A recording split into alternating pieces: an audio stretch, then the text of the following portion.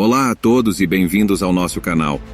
No vídeo de hoje, mergulharemos nas profundezas dos desafios econômicos que a China enfrentou nos últimos anos.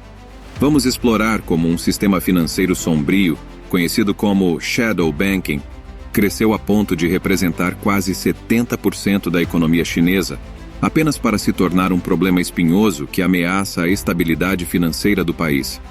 Vamos desvendar como as decisões tomadas pelas autoridades chinesas levaram a uma série de eventos complexos, desencadeando uma crise imobiliária e afetando vários setores da economia.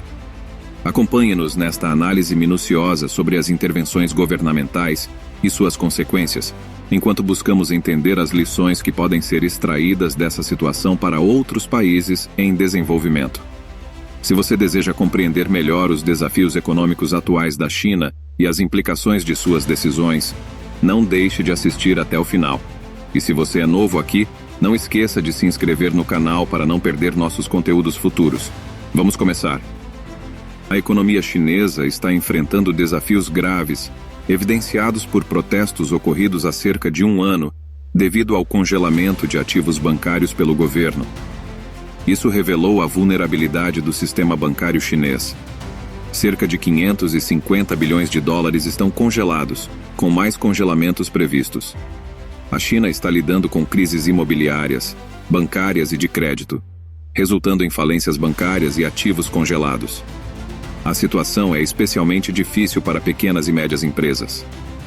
Uma porcentagem significativa do produto interno bruto da China está enfrentando desafios, com a ocorrência de atrasos nos pagamentos e operações em estado deficitário devido à falta de capital de giro disponível.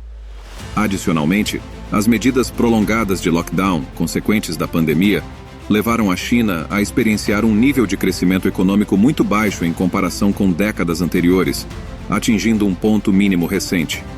Essa situação complexa é o resultado de uma falha crucial na gestão administrativa da China, o que está arrastando múltiplos setores para um cenário de crise. O início desses eventos remonta ao ano de 2008, quando a China cometeu essa falha, gerando preocupações substanciais em relação à estabilidade da economia chinesa e as potenciais implicações globais. Quando os efeitos da crise de 2008 se propagaram pelos países ocidentais, a economia chinesa também foi seriamente prejudicada. Isso ocorreu principalmente porque a China desempenhava o papel de fábrica do mundo. Conforme as empresas ocidentais enfrentavam desafios de liquidez e a demanda por produtos diminuía abruptamente, as empresas chinesas, muitas das quais dependiam dessa demanda para manter suas operações, foram impactadas de maneira adversa. A produção excessiva de produtos, mesmo quando há um estoque acumulado e baixa demanda, resulta na desaceleração do investimento direto estrangeiro na China. Isto foi evidenciado após a crise de 2008, quando a taxa de crescimento do investimento direto estrangeiro diminuiu drasticamente de 29% para menos de 13,2% em 2009. Nesse contexto, as autoridades chinesas perceberam a necessidade de depender menos do crescimento impulsionado por outros países e optaram por adotar medidas para sustentar o crescimento econômico de forma rápida e eficaz. Diante deste desafio, o governo chinês escolheu uma estratégia arriscada: inflar artificialmente a economia chinesa. Para isso, destinou uma quantia substancial de 4 trilhões de yuans, equivalente a aproximadamente 586 bilhões de dólares naquela época. Esta abordagem tinha como objetivo estimular a economia e manter o crescimento, apesar das circunstâncias adversas. Entretanto, é importante observar que inflar artificialmente a economia é uma tática arriscada no campo da economia. Isso envolve injetar uma grande quantidade de dinheiro na economia para estimular o consumo e os investimentos, mas pode acarretar consequências negativas a longo prazo, como inflação descontrolada e desequilíbrios econômicos. No contexto do mercado chinês, em resposta à desaceleração econômica, o governo tomou medidas para impulsionar a economia. Incentivou empréstimos bancários para empresas estatais e injetou fundos significativos. Entretanto, essa abordagem enfrentou desafios. Um dos principais desafios foi o déficit enfrentado pelos governos locais chineses. Eles possuíam metas ambiciosas de crescimento, mas muitas vezes careciam dos recursos necessários para atingir essas metas. E isso gerou a necessidade de obter financiamento adicional para cumprir as metas estabelecidas. No entanto, regulamentações restritivas limitavam a capacidade de obtenção de empréstimos bancários, criando um dilema onde as metas não podiam ser cumpridas devido à falta de financiamento. O problema era que, embora os bancos fossem incentivados a conceder empréstimos, mesmo havendo demanda por esses empréstimos, eles tiveram que limitar as taxas dos depósitos fixos e as taxas de empréstimos. Ao mesmo tempo, enfrentavam várias restrições que limitavam a concessão de empréstimos além de um determinado nível. Isso significa que empresários com histórico de crédito positivo não conseguiam pegar empréstimos acima desse limite pré-estabelecido. Além disso, o processamento dos empréstimos era demorado, mesmo com documentos em ordem. O governo chinês tentou estimular a economia, mas acabou criando uma situação em que todos saíram perdendo. Os bancos queriam lucrar através de empréstimos com taxas mais altas, mas estavam limitados pelas restrições governamentais.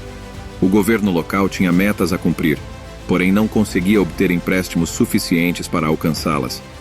Por fim, as pessoas na China buscavam empréstimos para seus negócios, mas enfrentavam dificuldades devido às restrições governamentais.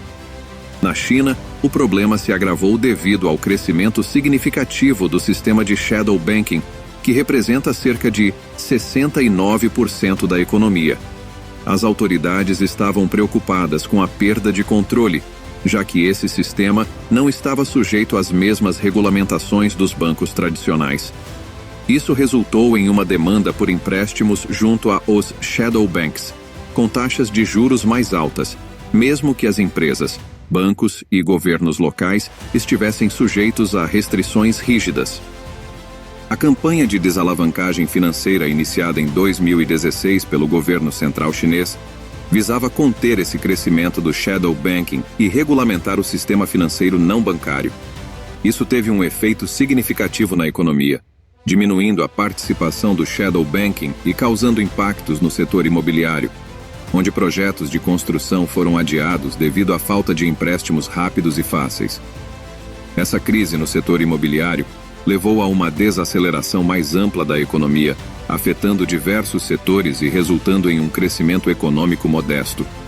A situação foi agravada pela crise imobiliária, onde projetos de construção foram interrompidos, causando calotes nos pagamentos e uma cadeia de eventos que afetou a economia como um todo.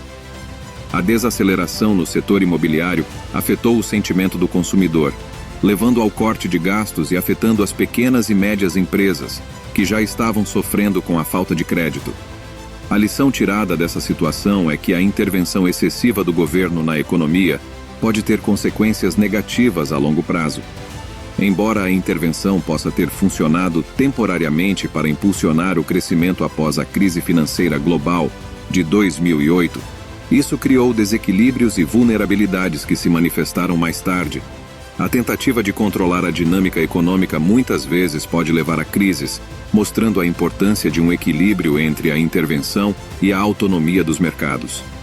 E assim concluímos nossa análise profunda dos desafios econômicos da China e das lições que podem ser aprendidas com sua trajetória. Esperamos que este vídeo tenha fornecido informação valiosa sobre os riscos da intervenção governamental excessiva na economia e os impactos que podem resultar a longo prazo. Se você gostou deste conteúdo e deseja se manter informado sobre temas semelhantes, não se esqueça de curtir este vídeo e se inscrever no nosso canal para mais análises e discussões interessantes. Deixe sua opinião nos comentários abaixo.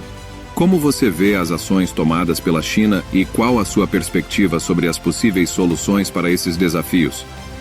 Agradecemos por nos acompanhar e até a próxima.